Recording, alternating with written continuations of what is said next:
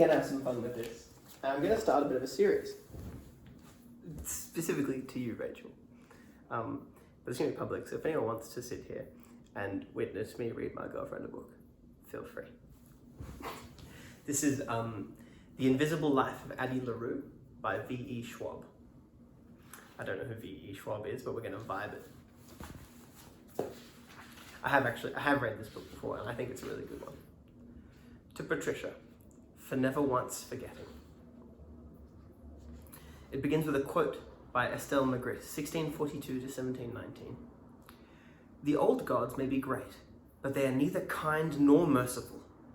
They are fickle, unsteady as the moonlight on water, or shadows in a storm. If you insist on calling them, take heed. Be careful what you ask for, be willing to pay the price. And no matter how desperate or dire, never pray to gods that answer after dark. This is the prequel.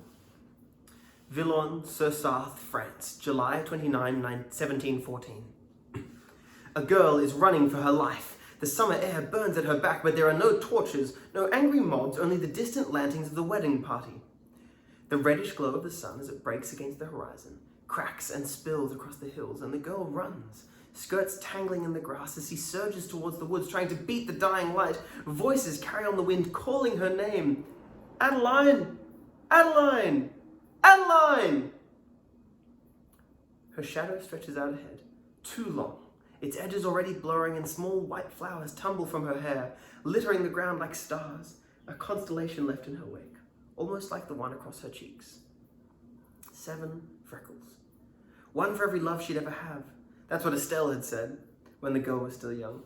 One for every life she'd lead. One for every god watching over her.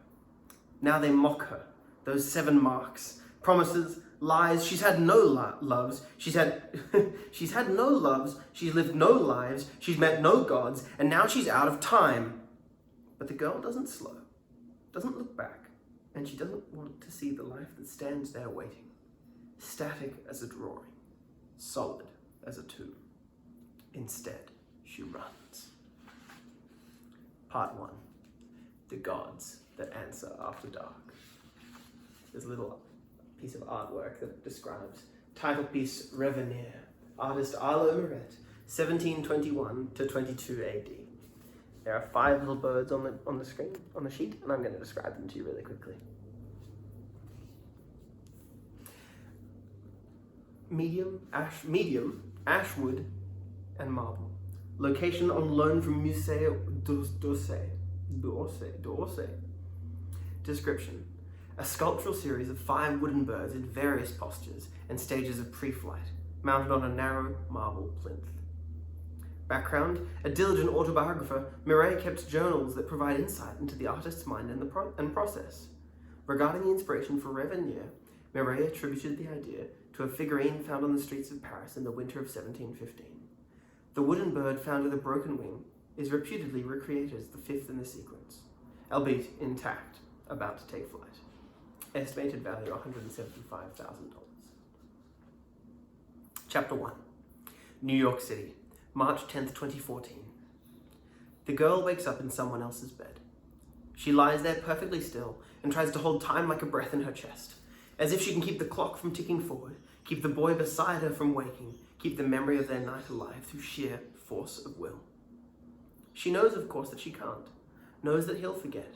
They always do. It isn't his fault, it's never their fault. The boy is still asleep, and she watches the slow rise and fall of his shoulders.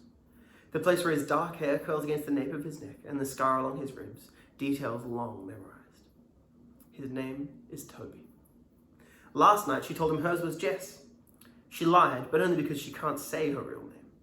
One of the vicious little details tucked in like nettles in the grass. Hidden barbs designed to sting. What is a person if not the marks they leave behind? She's learned to step between the thorny weeds, but there are some cuts that cannot be avoided. A memory, a photograph, a name. In the last month, she's been Claire, Zoe, Michelle, but 2 nights ago when she was Elle, and they were closing down a late-night cafe after one of his gigs, Toby said that he was in love with a girl named Jess. He simply hadn't met her yet. So now, she's Jess. Toby begins to stir, and she feels the old familiar ache in her chest as he stretches, rolls towards her, but doesn't wake. Not yet. His face is now inches from her. His lips parted in sleep, black curls shadowing his eyes, and dark lashes against fair cheeks. Once the darkness teased the girl as they strolled along the Seine. It told her that she had a type, insinuating that most of the men she chose, and even a few of the women, looked an awful lot like him. The same dark hair, the same sharp eyes, the same edged features, but that wasn't fair. After all, the darkness only looked that way he did because of her. She'd given him that shape and chosen what to make of him, what to see. Don't you remember, she told him then, when you were nothing but shadow and smoke? Darling, he said in his soft, rich way, I was the night itself. Now it's morning, in another city, another century. The bright sunlight cutting through the curtains, and Toby shifts again, rising up through the surface of sleep. And the girl who was Jess holds her breath as she again tries to imagine a version of this day where he wakes and sees her and remembers. Where he smiles and strokes her cheek and says good morning. But it won't happen like that. And she doesn't want to see the familiar vacant expression, doesn't want to watch as the boy tries to fill in the gaps where the memories of her should be. Witness as he pulls together his composure into practiced nonchalance. The girl's seen that performance often enough and knows the motions by heart, so instead she slides from the bed and pads barefoot out of the living room. She catches her reflection in the hall mirror and notices what everyone notices. The 7 freckles scattered like a band of stars across her nose and cheeks. Her own private constellation. She leans forward and folds the glass with her breath, draws her fingertip through the cloud as she tries to write her name. A, D, but only gets as far as that before the letters dissolve. It's not the medium. No matter how she tries to say her name, no matter how she tries to tell her story, and she has tried, in pencil, in ink, in paint, and in blood. Adeline. Addie LaRue. It's no use. The letters crumble or fade. The sounds die in her throat. Her fingers fall away from the glass as she turns, surveying the living room. Toby is a musician, and the signs of his art are everywhere. In the instruments that lean against the walls, in the scribbled lines and the notes scattered on tables, bars of half-remembered melodies mixed in with grocery lists and weekly to-dos, but here and there another hand, the flowers he started keeping on the kitchen sill, though he can't remember when the habit started, the book on Rilke he doesn't remember buying, and the things that last even when the memories don't. Toby's a slow riser, so Addie makes herself tea, and he doesn't drink it, but it's already there, in his cupboard, a tin of loose saline and a box of silk pouches. A relic of a late-night trip to the grocery store, a boy and a girl wandering the aisles hand in hand because they couldn't sleep, because she hadn't been willing to let the night end and wasn't ready to let go. She lifts the mug, inhales the scent, and memories waft up to meet it. A park in London, a patio in Prague, a tea room in Edinburgh. It's past drawn like a silk over the present. It's a cold morning in New York. The window's fogged with frost, so she pulls a blanket from the back of the couch and wraps it around her shoulders. A guitar case takes up one end of the sofa, and Toby's cat takes up the other, so she perches on the piano bench instead. The cat, also named Toby, so I can talk to myself without it being weird, he had explained, looks at her as she blows on her tea. She wonders if the cat remembers. Her hands are warmer now, and she sets the mug on top of the piano and slides the cover up off of the keys, stretches her fingers and starts to play as softly as possible. In the bedroom, she can hear Toby the human stirring, and every inch of her, from her skeleton to her skin, tightens in dread. This is the hardest part. Addie should have left, slipped out when he was still asleep, and their morning was still an extension of their night, a moment trapped in amber. But it's too late now, so she closes her eyes and continues to play. Keeps her head down as she hears his footsteps underneath the notes. Keeps her fingers moving when she feels him in the doorway. He'll stand there, taking in the scene, trying to piece together the timeline of last night.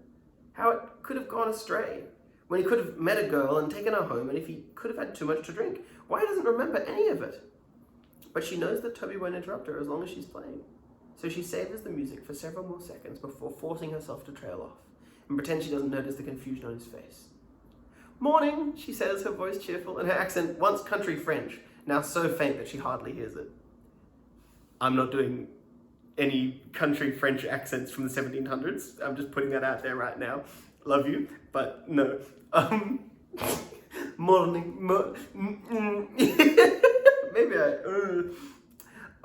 good morning, he says, running her hand through his loose black curls, and to his credit, Toby looks the way he always does, a little dazed and surprised to see a pretty girl sitting in his living room wearing nothing but a pair of underwear and his favourite band t-shirt beneath the blanket.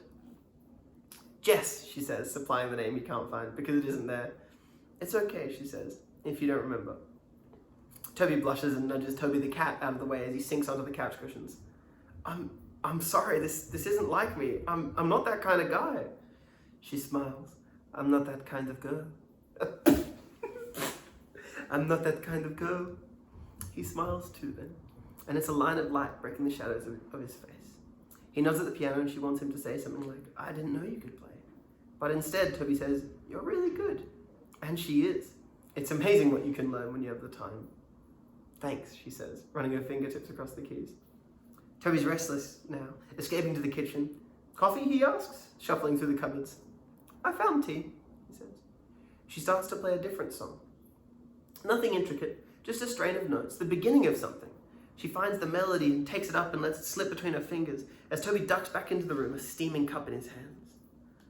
What was that? He asks, eyes brightening in that way unique to artists, writers, painters, musicians, anyone prone to moments of inspiration. It sounded familiar. A shrug. You played it for me last night. It isn't a lie, not exactly. He did play it for her, after she showed him. I did, he says, brow furrowing. He's already setting the coffee aside, reaching for a pencil and a notepad off the nearest table. God, I must have been drunk. He shakes his head as he says it. Toby's never been one of those songwriters who prefer to work under the influence. Do you remember more? He asks, turning through the pad. And she starts playing again, leading him through the notes. He doesn't know it, but he's been working on this song for weeks. Well, they have. Together. She smiles a little as she plays on. This is the grass between the nettles. A safe place to step. She can't leave her own mark, but if she's careful, she can give the mark to someone else. Nothing concrete, of course, but inspiration rarely is. Toby's got the guitar up now, balanced on one knee, and he follows her lead, murmuring to himself that this is good, this is different, this is something. She stops playing and gets to her feet. I should go. The melody falls apart on strings as Toby looks up. What? But I don't even know you. Exactly, she says, heading for the bedroom to collect her clothes. But I want to know you, Toby says, setting down the guitar and trailing her through the apartment. This is the moment when none of it feels fair. The only time she feels the wave of frustration threatening to break because she has spent weeks getting to know him, and he has spent hours forgetting her. Slow down! She hates this part. She shouldn't have lingered, should have been out of sight as well as out of mind, and there's always that nagging hope that this time it'll be different, that this time they will remember. I remember, says the darkness in her ear. She shakes her head, forcing the voice away. Where's the rush? Asks Toby. At least let me make you breakfast.